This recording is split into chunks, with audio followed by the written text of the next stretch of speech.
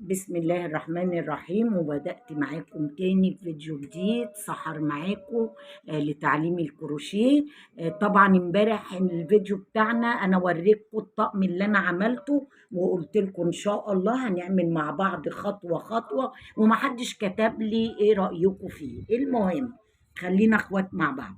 المهم انا دلوقتي ان شاء الله زي ما قلت لكم باذن الله هنبدا خطوه خطوه في الكوفيه باذن الله دلوقتي. امبارح بقى كنت انا قلت لكم لازم يا جماعه نبقى معانا ابرتين. انا الصراحه ما كانش معايا الابر امبارح، اهي الابرتين. قلت لكم انا بحب اشتغل الابره ب5 وبحب اشتغل ب4، فاهميني؟ يعني الاتنين دول، ادي ده رقم 5 اهي، دي رقم 4. نشتغل بقى مع بعض ان شاء الله. رقم 5 ورقم 4. هبدأ بقى بايه؟ بالرقم الكبير ده يا جماعة. خلي بالنا، يعني في ناس بتقولك انا ما بحبش اعمل كده، لا انا بحب اعمل. ابدأ اهو الغرزة معانا، السطر الاول بحب اشتغله كله بالابرة الكبيرة. دي رقم 5. انا دلوقتي هعمل ان شاء الله كوفية انساتي، هعملها ب30 سلسلة. هبدأ كده معاكم، ادي 1 2، وما تضيقيش قوي عشان تبقى الكوفية حلوة معاكي. 2 3 4، هعمل 30 سلسلة وارجع لكم دلوقتي. وبدأت معاكم تاني، رجعت لكم اهو، عملت 30 سلسلة اهو. بصوا بالمنظر ده كده. هعمل ايه بقى؟ خلاص كده انا هطلع بس 3 سلاسل، 1 2 3 كمان، بقوا 33 سلسلة. ليه؟ انا هعمل ايه بقى؟ السطر ده كله الاول بغرزة الحشو، يعني هبدأ من تحت كده اعمله بغرزة الحشو. اللي بيحب يعملها بالغرزة على طول يعملها، لا أنا بحب أعمل لها سطر غرزة حشو. شوفوا بقى أنا دلوقتي غلطت. بصوا أنا دلوقتي عايزة أعمل بقى بالإبرة التانية أهي. خلاص أنا عملت السطر الأولاني بس بالإبرة دي، لا أنا عايزة بقى هبدأ شغلي بالإبرة رقم 4. ليه؟ عشان تبقى كده حلوة معاكم دملجة، زي ما بيقولوا اسمها دملجة، مش عارفة يعني ايه دملجة بس زي ما بيقولوا.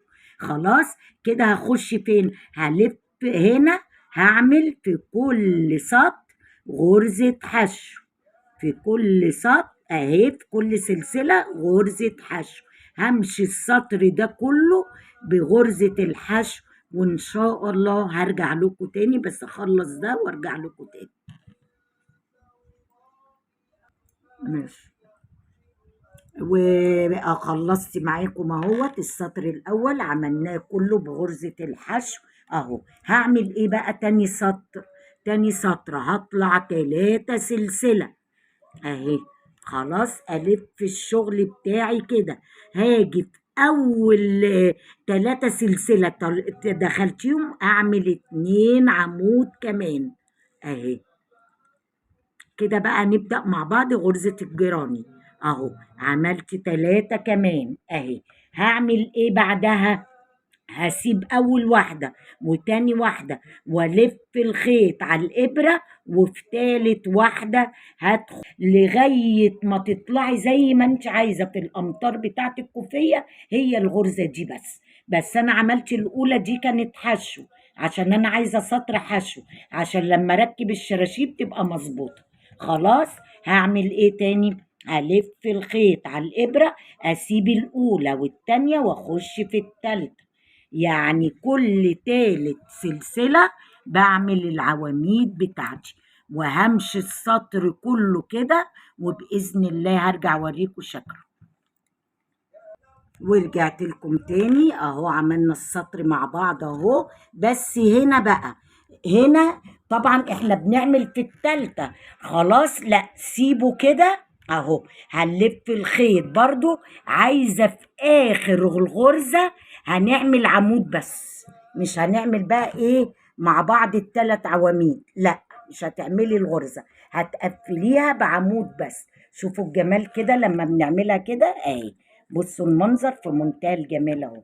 هطلع ايه رأيكم في اللون يا جماعة؟ انا عاجبني اللون ده جدا، والله جميل جدا جدا. اقول لكم تاني اهو، عملنا السطر وعملنا اخر عمود في السطر اهو، قفليها بعمود عشان كده تبقى احلى كمان. خلاص هنعمل ايه؟ هنطلع 3 سلسلة، ده السطر اللي وراه. هتلف الخيط جوه الفتحات دي بقى، الفتحات دي هنعمل 2 عمود كمان. ليه بعمل 2 عمود؟ عشان ال3 سلسلة اللي انا طلعتها بمثابة عمود، وادي ال2 العمود. خلاص هاجي بقى في كل فتحة من دي اعمل غرزة جراني 3 عمود اهو، 2 3. خلاص هاجي برضو في الفتحة اللي وراها، كل فتحة من دول هنعمل فيهم 3 عمود لغاية ما اوصل لاخر السطر واقول لكم هنعمل ايه.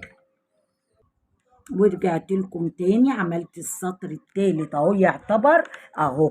قلت بنلف الخيط كده، بتيجي في اخر عمود مش هنعمل بقى غرزة الجراني، لا هنعمل عمود بلفة عشان يبقى كله ماشي بالمنظر اللي انتوا شايفينه ده.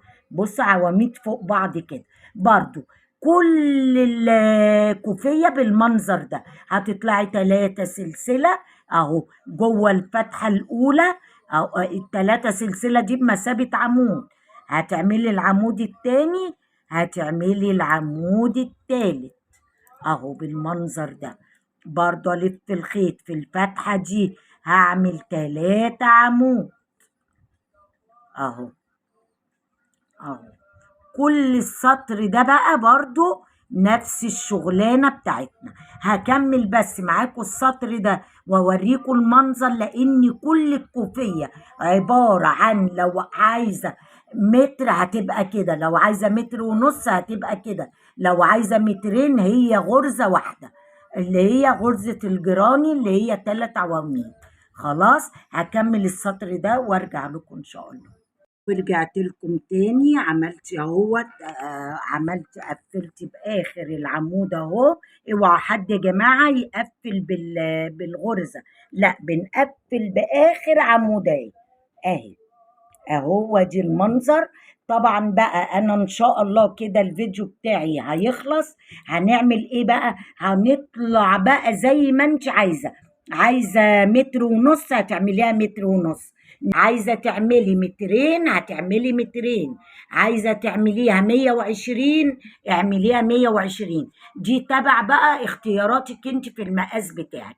وطبعا عايزه تعمليها عريضه زي ما انا عاملاها عريضه اعمليها، عايزه تعمليها كنزه صغري شويه، بدل ما 30 سلسله اعملي 25 سلسله. ماشي يا جماعه. وعايزه اطلب من حضراتكم ان انتوا تعملوا السطر الاول بغرزه الحشو عشان لما نعمل الشراشيب نعلقها فيها. وشكرا لحضراتكم وشكرا لتعليقاتكم الجميله ليا، واشكركم والسلام عليكم ورحمه الله وبركاته.